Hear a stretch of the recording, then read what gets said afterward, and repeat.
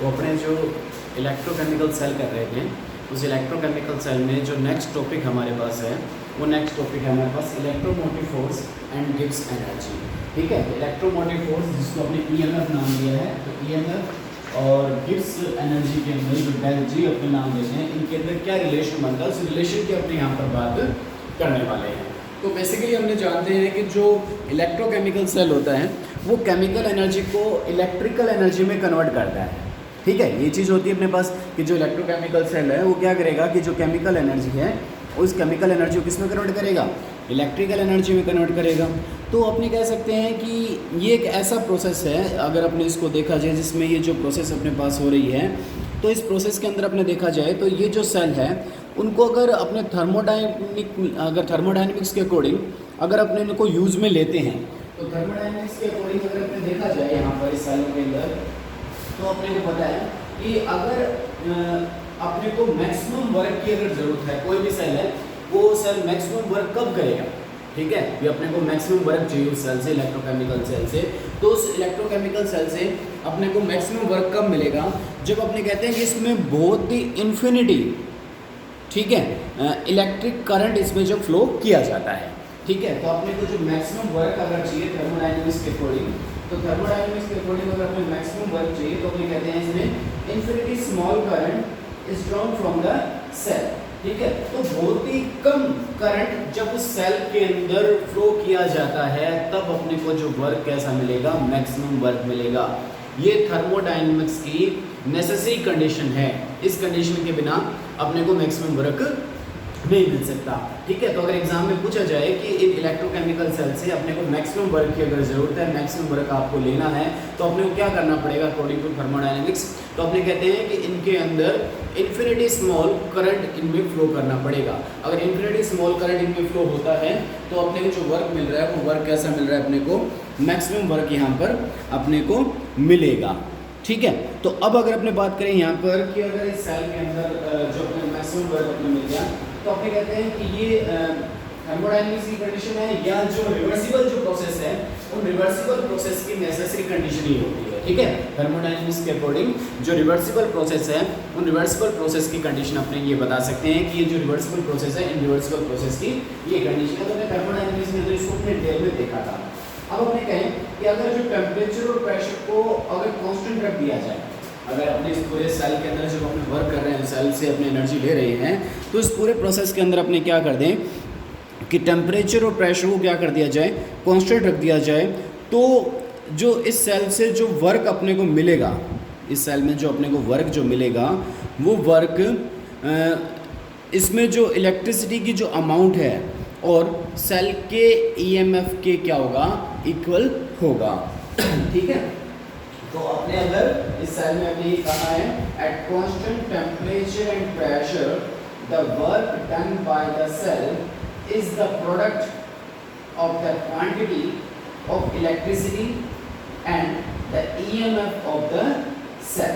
ठीक है, तो अपने को अगर वर्क चाहिए, जो वर्क है वो वर्क किसके इक्वल है, टेम्परेचर और प्रेशर को कांस्टेंट रखें, तो अपने कहते हैं कि जो quantity of electricity and EMF of the cell, ठीक है, वो किसके इक्वल होगा, जो वर्क है हमारे पास क्वांटिटी ऑफ इलेक्ट्रिसिटी कि उस सेल में कितनी इलेक्ट्रिसिटी अपने को मिल रही है और दूसरा उस सेल का ईएमएफ कितना है, तो उसके इक्वल क्या होता है, हमारे पास वर्क होता है।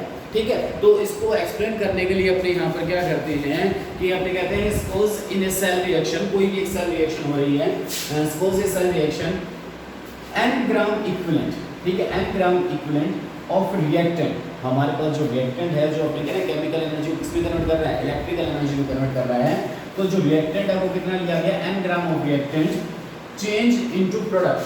ठीक है, जो रिएक्टेड है मतलब प्रोडक्ट क्या होगा, केमिकल एनर्जी से क्या बनेगी अपने पास, इलेक्ट्रिकल एनर्जी। ठीक है, तो change into product, therefore the number of electrons lost और gain will be also equal to n। तो उस कंडीशन में अपने कहते हैं कि वहां पर वो किसी एक इलेक्ट्रॉन पर इलेक्ट्रॉन गेन होंगे और एक इलेक्ट्रॉन पर क्या होंगे, इलेक्ट्रॉन लॉस्ट होंगे। तो वो कहता है इलेक्ट्रॉन लॉस्ट और जो गेन है वो इक्वल होता है किसके, n के। n क्या चीज़ है हमारे पास यहाँ पर, जो रिएक्टेंट है उस रिएक्टेंट की अमाउंट है जो ली गई है अपने पास n ग्राम इक्विवेलेंट अपने अमाउंट ली गई है। तो क्वांटिटी ऑफ इलेक्ट्रिसिटी कितनी हो जाएगी अपने पास, हमने कहा कि जो इलेक्ट्रॉन गेन और जो लॉस है वो किसके इक्वल है, n के इक्वल है। तो जो क्वांटिटी ऑफ इलेक्ट्रिसिटी हमारे पास आ जाएगी NF। F क्या चीज़ है हमारे पास, फेराडे, ठीक है। NF क्या चीज़ है हमारे पास, फेराडे अपने लिया गया है यहाँ पर, ठीक है। फिर अपने कहते हैं कि if E is the EMF of the cell, E क्या चीज़ है हमारे पास, EMF electromotive force of the cell, then work done, क्योंकि हमने कहा कि जो वर्क है वो किसके इक्वल, अपने बताया था कि जो वर्क है वो किसके इक्वल होगा, क्वांटिटी ऑफ इलेक्ट्रिसिटी। तो इलेक्ट्रिसिटी क्वांटिटी कितनी है अपने पास, NF, और दूसरा आपने कहा था उस सेल के EMF। तो EMF को अपने किससे रिप्रेजेंट कर रहे हैं, E से। तो जो वर्क जो डन होगा वो क्या हो जाएगा, जो W है वो किसके इक्वल हो जाएगा, NF E के क्या हो जाएगा, इक्वल हो जाएगा, ठीक है।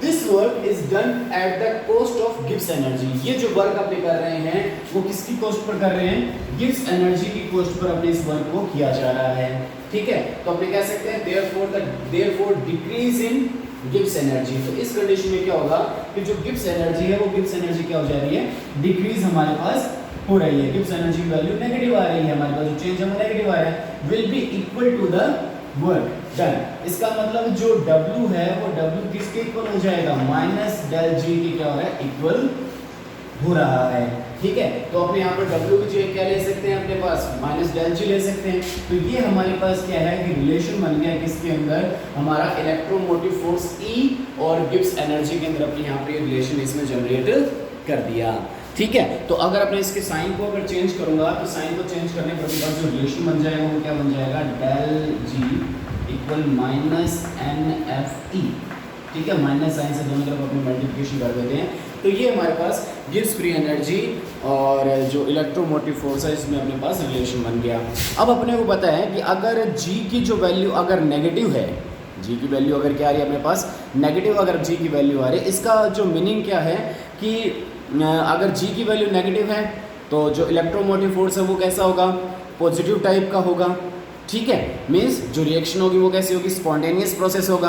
और आपने यही कहा था कि जो इलेक्ट्रोकेमिकल सेल है उस इलेक्ट्रोकेमिकल सेल में जो रिएक्शन होती है वो कैसी होती है, स्पॉन्टेनियस टाइप की होती है, ठीक है। यहाँ से अपने क्लियर हो रहा है कि अगर हमारे पास G की वैल्यू अगर नेगेटिव आ रही है तो इलेक्ट्रोमोटिव फोर्स कैसा हो रहा है, पॉजिटिव हो रहा है। मीन्स जो रिएक्शन है वो स्पॉन्टेनियस प्रोसेस होगा। अगर कहीं पर भी आपके पास इलेक्ट्रोमोटिव फोर्स पॉजिटिव नहीं आता है, मीनिंग क्या होगा उसका कि हमारे पास जो सेल है उसमें जो सेल रिएक्शन है वो नॉन स्पॉन्टेनियस टाइप की है।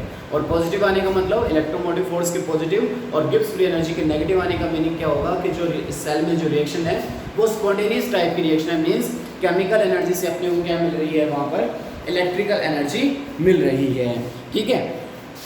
और बाकी अपने को पता है कि अगर गिब्स फ्री एनर्जी की वैल्यू अगर 0 हो जाती है तो अपने को पता है कि वहाँ पर अपने पास इक्विलिब्रियम बन जाता है।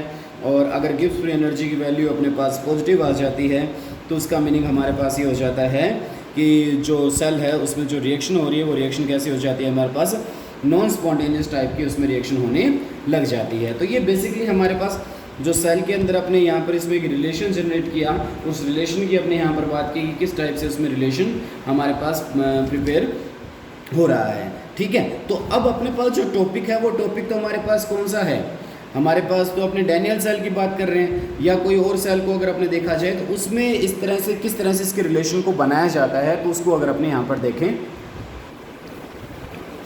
तो अपने जो भी ये बात कही थी कि अगर गिब्स फ्री एनर्जी की वैल्यू अगर नेगेटिव होती है तो इलेक्ट्रोमोटिव फोर्स कैसा होता है, पॉजिटिव होता है, ठीक है। मीन्स रिएक्शन कैसी होती है, स्पॉन्टेनियस टाइप की होती है।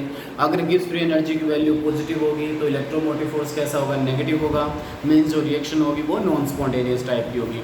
इसको अपने एक्सप्लेन करने के लिए यहाँ पर अपने एक सेल के बारे में अपने देखा गया है कि यहाँ पर जिंक क्या हो रहा है, ऑक्सीडाइज हो रहा है और कैडमियम क्या हो रहा है, यहाँ पर रिड्यूस हो रहा है। तो इसके लिए इस सेल के लिए एट 298 केल्विन टेम्परेचर जो इलेक्ट्रोमोटिव फोर्स है वो इलेक्ट्रोमोटिव फोर्स अपने को कैसा मिल रहा है, पॉजिटिव टाइप का अपने को इलेक्ट्रोमोटिव फोर्स मिल रहा है। तो अगर इसमें इलेक्ट्रोमोटिव फोर्स अपने को पॉजिटिव टाइप का मिल रहा है दैट मीन्स जो गिब्स फ्री एनर्जी होगी वो गिब्स फ्री एनर्जी सेल के लिए कैसी होगी, नेगेटिव होगी। मीन्स यहाँ पर जो रिएक्शन होगी वो कैसी होगी, स्पॉन्टेनियस टाइप की रिएक्शन होगी। तो इसका मतलब इस सेल में जो रिएक्शन अपने को देखने को मिलेगी वो रिएक्शन ये देखने को मिलेगी इसके अंदर अपने को, ठीक है। तो इस रिएक्शन में अपने को यहाँ पर ये चीज अपने को देखने मिल रही है और इसमें जो कैडमियम है वो कैडमियम क्या हो रहा है, रिड्यूस्ड हो रहा है, और जिंक क्या हो रहा है यहाँ पर, ऑक्सीडाइज्ड हो रहा है। ठीक है, तो इसका मतलब यहाँ पर अगर आपको इलेक्ट्रोमोटिव फोर्स पॉजिटिव मिल रहा है तो आप यहाँ पर कह सकते हो कि इलेक्ट्रोमोटिव फोर्स की वैल्यू पॉजिटिव होने पर जो गिब्स फ्री एनर्जी है वो नेगेटिव होता है, और जो सेल रिएक्शन है वो कैसे होती है, स्पॉन्टेनियस परफॉर्म होती है। ठीक है, इसी को मैंने दूसरी फॉर्म में लिखा, तो यहाँ पर क्या हो रहा है कि कैडमियम ऑक्सीडाइज हो रहा है और जिंक क्या हो रहा है, रिड्यूस हो रहा है। अगर ये होगा तो इसके लिए एट टू 98 केल्विन टेम्परेचर जो इलेक्ट्रोमोटिव फोर्स होगा वो कैसे आ जाएगा, माइनस आ जाएगा। देखो वैल्यू सेम है, आपने पहले भी कह चुके हैं कि वैल्यू में चेंज कभी भी नहीं आता है, सिर्फ साइन चेंज हो रहा है। तो यहाँ पर साइन नेगेटिव आ रहा है इलेक्ट्रोमोटिव फोर्स का, दैट मीन्स जो गिब्स फ्री एनर्जी है वो कैसे हो जाएगी, हमारे पास पॉजिटिव टाइप की हो जाएगी। और ये जो रिएक्शन है वो रिएक्शन कैसे हो जाएगी, नॉन स्पॉन्टेनियस टाइप की रिएक्शन होगी। ये रिएक्शन हमारे पास नॉन स्पॉन्टेनियस है जिसमें कैडमियम और जिंक रिएक्ट कर रहे हैं, तो ये नॉन स्पॉन्टेनियस है। जो रिएक्शन अपने आप पॉसिबल नहीं हो पाती है तो ये अपने पास यहाँ पर इसमें रिएक्शन अपने पास होती है। ठीक है, तो फर्स्ट कंडीशन, इसी एक ही सेल को अपने दो टाइप से इसको देखा जा सकता है। फर्स्ट में रिएक्शन स्पॉन्टेनियस टाइप की है और सेकंड में जो रिएक्शन है हमारे पास वो कैसी है, नॉन स्पॉन्टेनियस टाइप की आपको यहाँ पर रिएक्शन मिल रही है। ठीक है, अगर आप इन दोनों सेल रिएक्शन को अगर देखते हैं तो दोनों सेल रिएक्शन को आपको देखने पर आपको यहाँ से कुछ एक रिलेशन निकल कर आता है।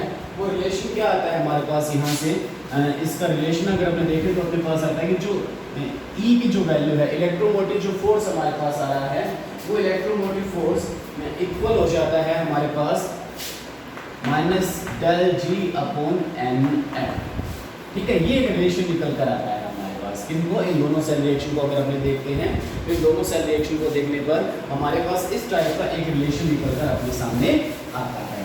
ठीक है, अब ये रिलेशन क्यों बना, इसको अगर अपने देखते हैं तो अपने पास क्या होता है कि आपने अभी जो रिलेशन बनाया था वो बनाया था डेल जी इक्वल था माइनस एन एफ ई। तो यहाँ से ई की वैल्यू अगर मैं निकालना चाहता हूँ, ई कितना हो जाएगा, माइनस डेल जी अपॉन क्या आ जाएगा, एन एफ हमारे पास यहाँ से आ जाएगा।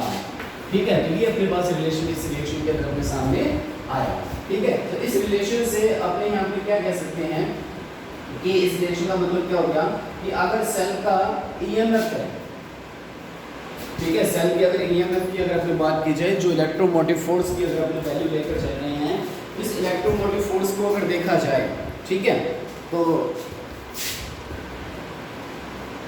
जो इलेक्ट्रोमोटिव फोर्स है वो गिब्स जो एनर्जी है उस गिब्स एनर्जी में अपने पास कमी जो हो रही है उसके कारण डायरेक्टली प्रोपोर्शनल में आ रहा है। जो इलेक्ट्रोमोटिव फोर्स है वो गिब्स फ्री एनर्जी में जो कमी है उसके कारण डायरेक्टली प्रोपोर्शनल में आ रहा है। तो इसका मतलब यहाँ पर कह सकता हूँ कि E directly proportional to Gibbs free energy में जो आपके पास कमी आ रही है उसके कारण डायरेक्टली प्रोपोर्शनल में आ रहा है अपने पास। ठीक है, तो अब यहाँ पर कह सकते हैं कि जो डेल जी अपॉन एन की जो वैल्यू डेल जी अपॉन जो एन है वो कैसी प्रॉपर्टी है आपके पास, एक इंटेंसिव प्रॉपर्टी। ठीक है, डेल जी अपॉन एन जो प्रॉपर्टी है वो हमारे पास कैसी है, एक इंटेंसिव टाइप की प्रॉपर्टी है। ठीक है, और तो ये इंटेंसिव प्रॉपर्टी का मतलब यहाँ पर हो गया कि जो सेल का जो ईएमएफ है, जो सेल का जो इलेक्ट्रोमोटिव फोर्स है वो सेल का इलेक्ट्रोमोटिव फोर्स में कैसी प्रॉपर्टी हो जाएगी हमारे पास, एक इंटेंसिव प्रॉपर्टी हो जाएगी। ठीक है, इसका मतलब क्या होगा, it does not depend upon the quantity of matter, therefore the EMF of the cell is also intensive property। तो यहाँ से अपने पास निकल कर आया कि जो E की जो वैल्यू है वो E की वैल्यू भी हमारे पास कैसी हो जाएगी, एक इंटेंसिव प्रॉपर्टी हो जाएगी। और इंटेंसिव प्रॉपर्टी कौन सी होती है, जो अपने जो मैटर है उस मैटर के अमाउंट पर डिपेंड नहीं करती है। ठीक है, तो आपसे एग्जाम में पूछा जाए कि अगर जो इलेक्ट्रोमोटिव फोर्स है आप उसको कैसे प्रूव करेंगे कि वो एक इंटेंसिव प्रॉपर्टी है या वो जो हमारे पास जो अमाउंट है उस सब्सटेंस की उस पर डिपेंड नहीं करती है, तो अपने कह सकते हैं it does not depend upon the quantity of matter. तो अपने जो E है, E के लिए अपने कहा जा सकता है it does not depend of the quantity of the matter. ठीक है, ये अपने यहाँ से प्रूफ होता है कि जो ईएमएफ है वो मैटर की क्वांटिटी पर डिपेंड नहीं करता है। ठीक है, तो ये अपने एक यहाँ पर रिलेशन इसमें बना लिया।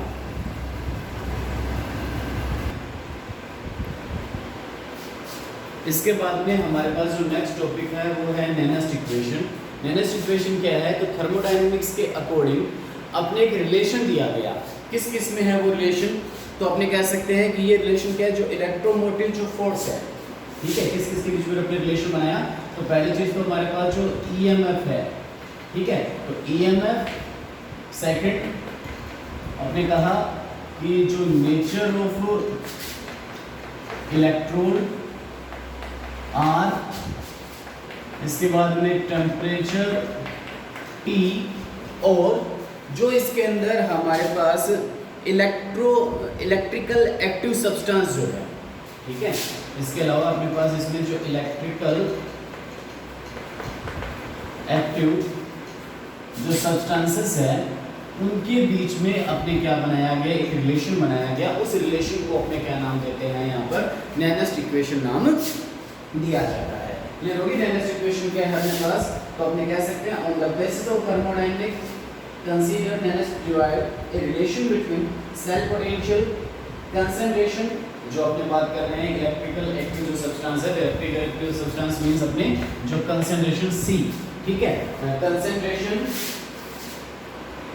Of reactant and product of the cell reaction, this is called Nernst equation. तो अपने यहाँ पर इसके अंदर रिलेशन बनाया गया। तो इस रिलेशन को अगर अपने देखना चाहे तो अपने यहाँ पर एक रिवर्सिबल गैल्वेनिक सेल की अगर अपने बात करें तो एक रिवर्सिबल गैल्वेनिक सेल है, उसके अंदर अपने ये इस टाइप की एक सेल रिएक्शन अपने को देखने को मिल रही है। ठीक है, तो इसके लिए अपने लगा देते हैं according to law of mass action. तो अपने पास जो Kc है वो Kc किसके इक्वल हो जाएगा? अपने पास जो according to law of mass action में जो अपने को Kc की वैल्यू जो निकालनी है, तो अपने कह सकते हैं एक्टिव कंसंट्रेशन C, और इसकी पावर कितनी है C, फिर इसी तरह से एक्टिव कंसंट्रेशन D, इसकी पावर है D, divide by active concentration of A, इसकी पावर स्मॉल a है, और फिर है एक्टिव कंसंट्रेशन ऑफ B, इसकी पावर कितनी है अपने पास B है। तो ये अपने पास Kc जो है वो Kc की अपने वैल्यू यहाँ पर फाइंड आउट कर ली। जो हमारे पास A, B, C, D जो है वो रिएक्टेंट और प्रोडक्ट की एक्टिव कंसंट्रेशन हमारे पास आ रही है। ठीक है, अब अपने पास एक रिलेशन होता है, किसके अंदर अपने पास गिब्स फ्री एनर्जी और ईएमएफ के अंदर एक रिलेशन बनाते हैं। तो गिब्स फ्री एनर्जी और ईएमएफ में अपने पास जो रिलेशन आता है वो ये होता है del G equal del G 0 plus RT natural log K। ये हमारे पास एक रिलेशन होता है। ठीक है, इस रिलेशन में K है, वो K क्या है हमारे पास? कांस्टेंट है। तो अगर K कांस्टेंट हो, तो अगर K चीज हमारे पास क्या, K क्या चीज हमारे पास एक कांस्टेंट वैल्यू है, तो अगर ये कांस्टेंट होगा तो नेचुरल लॉग K क्या हो जाएगा, किसके इक्वल आ जाएगा? 0 के इक्वल आ जाएगा। तो नेचुरल लॉग की जो K की वैल्यू है 0 हो जाएगी, जिसमें जो RT नेचुरल लॉग K है तो वो सारा किसके हो जाएगा? 1 के इक्वल हो जाएगा। उस कंडीशन में अपने कह सकते हैं कि जो G है वो G किसके इक्वल हो जाएगा? G 0 के इक्वल आ जाएगा। कब? जब अपने पास नेचुरल लॉग K की वैल्यू हमारे पास क्या हो जाती है? 0 हो जाती है। यहाँ पर G 0 क्या है? G 0 क्या है कि जो हमारे पास स्टैंडर्ड कंडीशन है, उस स्टैंडर्ड कंडीशन में गिब्स फ्री एनर्जी में चेंज की बात कर रहे हैं अपने पास। और नॉर्मल G क्या है? जो नॉर्मल कंडीशन में जो गिब्स फ्री एनर्जी में आपको चेंज देखने को मिलता है वो अपने यहाँ पर लिखा गया है। ठीक है, आपको बाकी इसमें पता है। अब अपने पास आपने बात की थी गिब्स फ्री एनर्जी, और किसमें आपने कहा था कि जो इलेक्ट्रोमोटिव फोर्स है उसमें भी अपने एक रिलेशन निकाला था। वो रिलेशन हमारे पास क्या था? Del G equal minus NFE। ये अपने एक रिलेशन दिया था गिब्स फ्री एनर्जी और इलेक्ट्रोमोटिव फोर्स में अपने ये रिलेशन अपने लेकर चल रहे थे। तो यहाँ पर अपने क्या करते हैं कि इसकी डेल G की जो वैल्यू है वो वैल्यू यहाँ पर पुट करते हैं। इसमें फॉर्मूला जो अपने लेकर चल रहे हैं, इस फॉर्मूले में अपने यहाँ पर इसकी वैल्यू को अपने यहाँ पर पुट करते हैं। तो इसकी वैल्यू को अगर पुट करते हैं तो यहाँ तक अपने को क्लियर है। तो आप जब इसकी वैल्यू को पुट करेंगे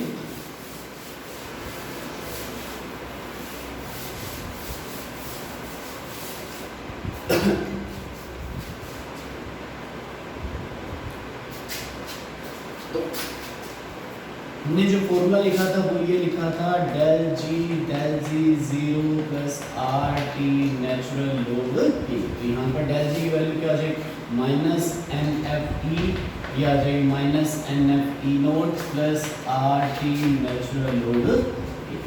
ठीक है, ये हमारे पास क्या बन गया, फॉर्मूला बन गया।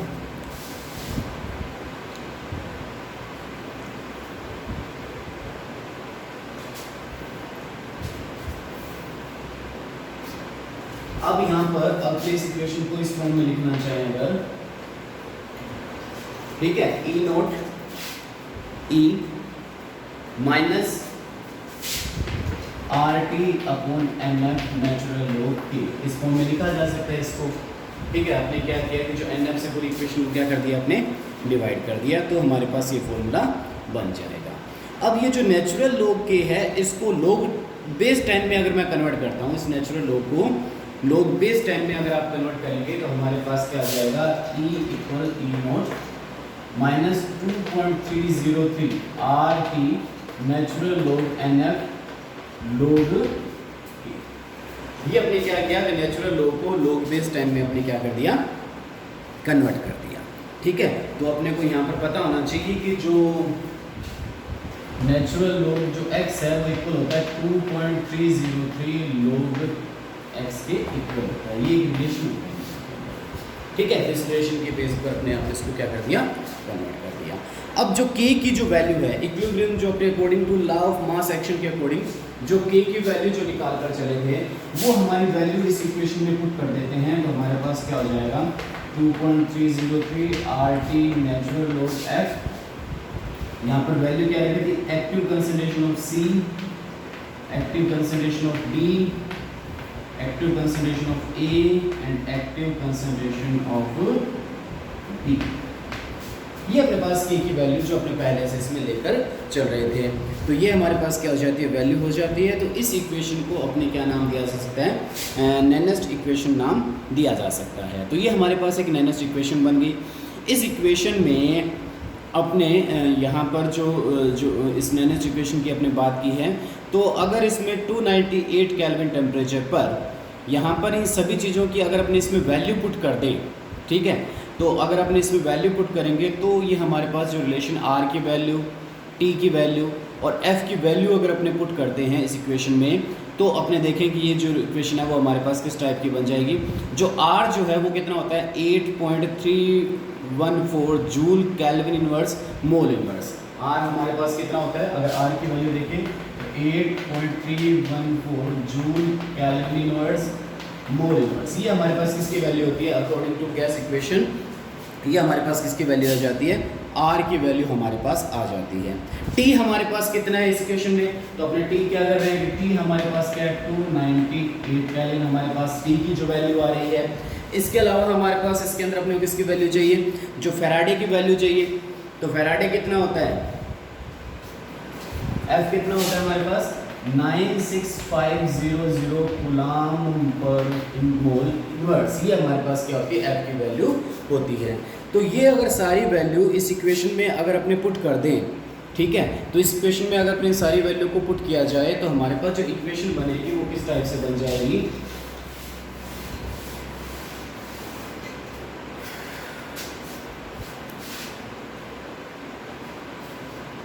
तो मैंने पुट की यहाँ पर value E naught minus 2.303 R की वैल्यू कितनी है अपने पास 8.314 joule kelvin inverse mole inverse, और टी की वैल्यू हमारे पास कितनी है 298 केल्विन डिवाइड बाय एन, और एफ की वैल्यू कितनी है 96500 कूलाम मोल इनवर्स। ये हमारे पास एफ की वैल्यू है। ठीक है, इसके बाद में अपने इसमें क्या किया कि ये हमारे पास इसको लिख दिया, तो एक्टिव कंसंट्रेशन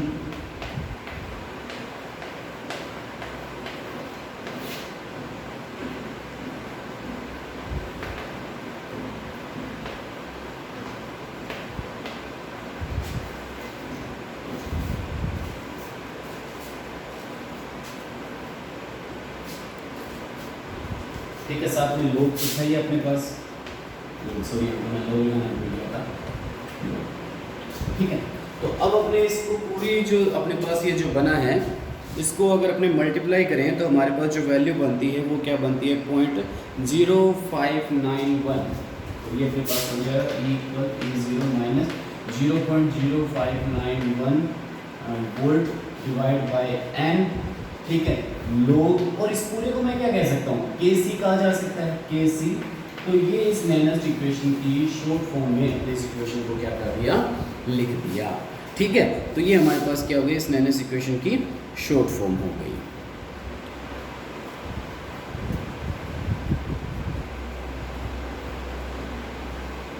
अब इस नेनेस्ट इक्वेशन को अगर आप डैनियल सेल पर अगर अप्लाई करना चाहो, इसी नेनेस्ट इक्वेशन को किस पर अप्लाई करोगे, नेनेस्ट इक्वेशन समझ में आ गया आपको किस तरह से बनाएं। इस नेनेस्ट इक्वेशन को आपने किस पर अप्लाई करते हैं, डैनियल सेल पर आप अप्लाई करते हैं।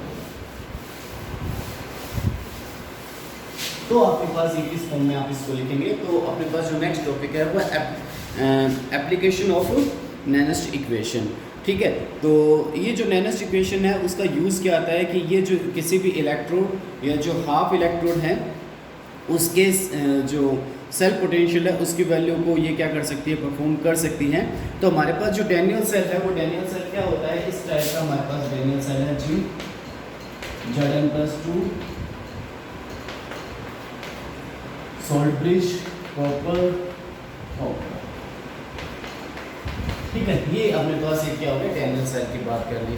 तो इस डैनियल सेल की अगर अपने सेल रिएक्शन देखें तो हमारे पास जो सेल रिएक्शन है वो किस टाइप की बनती है,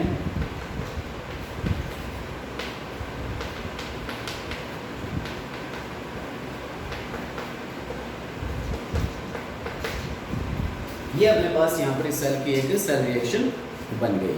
तो इस सेल रिएक्शन को अगर अपने यहाँ पर नोट किया जाए तो मैं इस नेनेस्ट इक्वेशन में लिखता हूँ तो E equal E0 minus 0.0591 volt divide bye n। n यहाँ पर क्या है, नंबर ऑफ इलेक्ट्रॉन। आपने पहले भी बताया था जब आपने गिब्स एनर्जी और इलेक्ट्रोमोटिव फोर्स में रिलेशन बनाया था, तब आपने कहा था जो n क्या है, रिएक्टेंट की वैल्यू है कितनी, ग्राम पर इक्विवेलेंट, जो इक्वल होती है किसके, लूज किए गए और गेन किए गए इलेक्ट्रॉनों की क्या होती है, इक्वल होती है। तो इस इक्वेशन को अगर आप देखते हैं तो इस इक्वेशन में जो लूज और गेन किए गए जो इलेक्ट्रॉन है वो कितने हमारे पास 2। तो इसके अंदर अपने जो n की वैल्यू कितनी आ रही है, अपने पास 2 आ रही है। तो डैनियल सेल में जो n की वैल्यू कितनी रख देते हैं, 2। ठीक है, फिर आपने क्या लिखा था, रो active concentration product divide by active concentration reactant. तो एक्टिव कंसंट्रेशन प्रोडक्ट में हमारे पास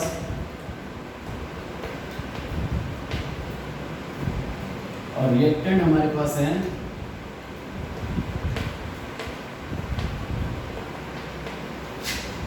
ये हमारे पास फॉर्मूला बन गया डैनियल सेल के लिए, अपने इस नेनेस्ट इक्वेशन को अप्लाई कर दिया। ठीक है, फिर आपको यहाँ पर पता है कि जो कोई भी सॉलिड या कोई लिक्विड है, अगर प्योर अमाउंट है किसकी, सॉलिड और लिक्विड, तो उनकी जो एक्टिव कंसंट्रेशन हमेशा क्या होती है, एक यूनिट होती है। तो अपने को पता है कि यहाँ पर अपने जो लिया गया है एक्टिव कंसंट्रेशन कॉपर और एक्टिव कंसंट्रेशन ऑफ जिंक, ये दोनों क्या है, सॉलिड फेज के अंदर है। तो इनकी जो एक्टिव कंसंट्रेशन किसके इक्वल होगी, यूनिट के इक्वल हो जाएगी। तो उस कंडीशन में हमारे पास ये जो फॉर्मूला बन जाएगा,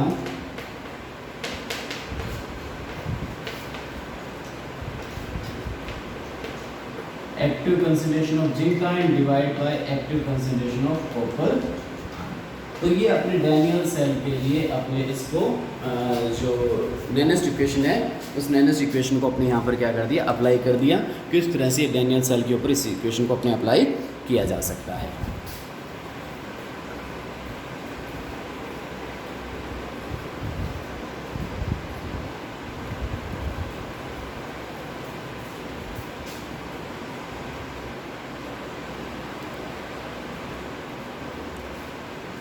तो अपने को यहाँ पर एक नेनेस्ट इक्वेशन पर बेस्ड एक क्वेश्चन दिया गया है। ये क्वेश्चन क्या है, write down the cell reaction of the following express its EMF by Nernst equation. तो आप नेनेस्ट इक्वेशन के थ्रू इस सेल का ईएमएफ फाइंड करना है।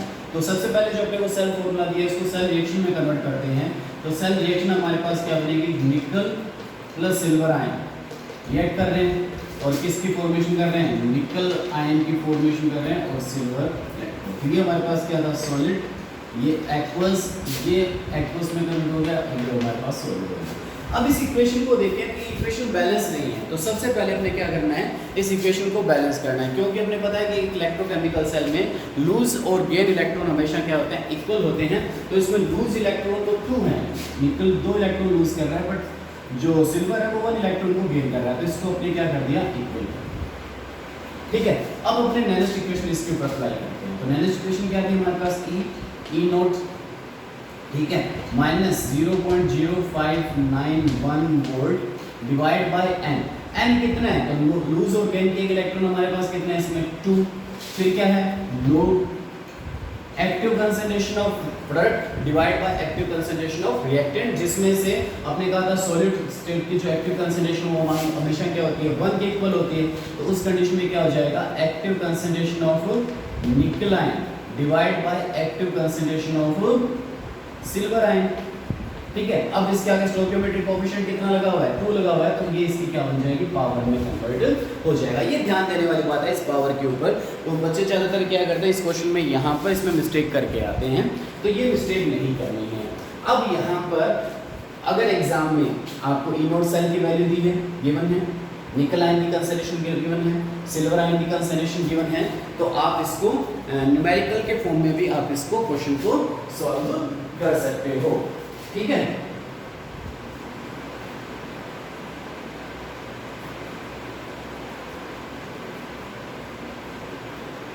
जैसे इस क्वेश्चन में मैं आपको इनकी वैल्यू देता हूँ कि जो सिल्वर आयन है इसकी जो कंसंट्रेशन है, वो सिल्वर आयन की जो कंसंट्रेशन है हमारे पास, जो Ag प्लस आयन की जो कंसंट्रेशन है वो 0.002 m है। ये क्वेश्चन में आपको गिवन है। जैसे इसी तरह से हमारे पास जो निकल आयन है, उस निकल आयन की जो कंसंट्रेशन है, वो निकल आयन की जो कंसंट्रेशन हो जाएगी वो है हमारे पास 0.160 m। ये निकल आयन की कंसंट्रेशन दे रखी है इस क्वेश्चन में। और जो इस सेल का जो ईएमएफ है, ई नोट सेल जो है, वो ई नोट सेल इसका क्या है, वो दे रखा है अपने को, इस सेल का ये ई नोट सेल अपने को वो दे रखा है 1.05 वोल्ट। वो कितना दे रखा है अपने को, 1.05 वोल्ट ये प्योर दे रखा है। तो ये क्वेश्चन में अगर अपने को गिवन है तो ये चीज यहाँ पर पुट कर देते हैं, तो हमारे पास क्या हो गया, जो ई सेल किसके इक्वल आ जाएगा, ई नोट सेल की वैल्यू दे रखी है अपने को कितनी, 1.05 volt minus 0.0591 volt divide bye 2 लो एक्टिव कंसंट्रेशन निकल आयन। निकल आयन की कंसंट्रेशन आपको क्या दे रखी है अब यहाँ पर, 0.160 m। और सिल्वर आयन की कंसंट्रेशन क्या दे रखी है अपने को, वो दे रखी है अपने को 0.002 m पावर 2। तो आप इस क्वेश्चन को क्या कर सकते हैं, सॉल्व करके अपने इस जो ईएमएफ है सेल का, वो सेल का ईएमएफ अपने फाइंड आउट कर सकते हैं। कोई प्रॉब्लम नहीं होगी, मैं होप आपको इस क्वेश्चन को सॉल्व करने में आपको।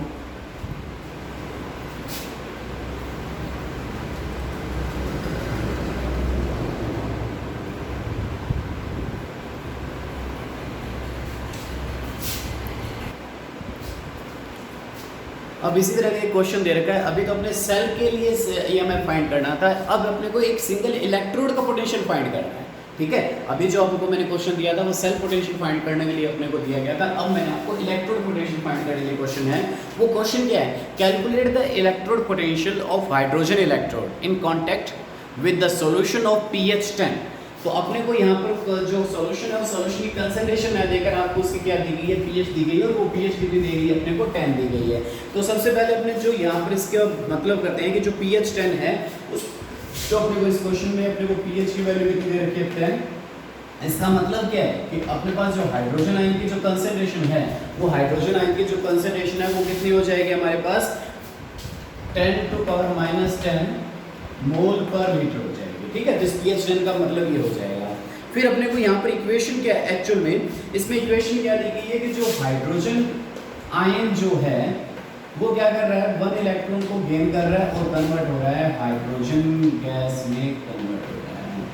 तो इसके लिए अगर अपने क्या लिखना चाहें, जो नैनस इक्वेशन एक सिंगल इलेक्ट्रोड के लिए अगर मैं नैनस इक्वेशन लिखता हूँ, तो हमारे पास क्या हो जाएगी, EH half H2 equal E note H positive half H2, ठीक है, minus 0.0591 volt divide bye n। तो इस क्वेश्चन में जो n है, इलेक्ट्रॉन का जो चेंज आ रहा है वो कितना आ रहा है आपके पास, 1 आ रहा है। फिर क्या होता है, log active concentration, product divide by active concentration of reactant. ठीक है, तो अपने को प्रोडक्ट कौन है, गैसेस स्टेट के अंदर है, तो गैसेस स्टेट की जो एक्टिव कंसंट्रेशन है वो कितनी आती है, 1। तो 1 divide by H positive, H positive की अपने को वैल्यू दे रखी है अपने को, तो ये चीज़ अपने को फाइंड आउट करनी है, एक सिंगल इलेक्ट्रॉन की वैल्यू को अपने को फाइंड आउट करना है। ये जो चीज़ है हमारे पास electrode, standard electrode potential hydrogen का, तो हाइड्रोजन का स्टैंडर्ड इलेक्ट्रोड पोटेंशियल कितना होता है, 0 होता है। तो 0.0591 वोल्ट डिवाइड बाय 1 लोग 1/10⁻⁻10, ठीक है, मोल पर लीटर। तो ये हमारे पास आ गया। तो इसको जब आप सोल्व करेंगे तो सोल्व करने पर जो हाइड्रोजन इलेक्ट्रोड का जो पोटेंशियल आ जाएगा 0.59 वोल्ट आपके पास इस हाइड्रोजन इलेक्ट्रोड का पोटेंशियल आ जाएगा, और ये किसमें आएगा, माइनस में आ जाएगा।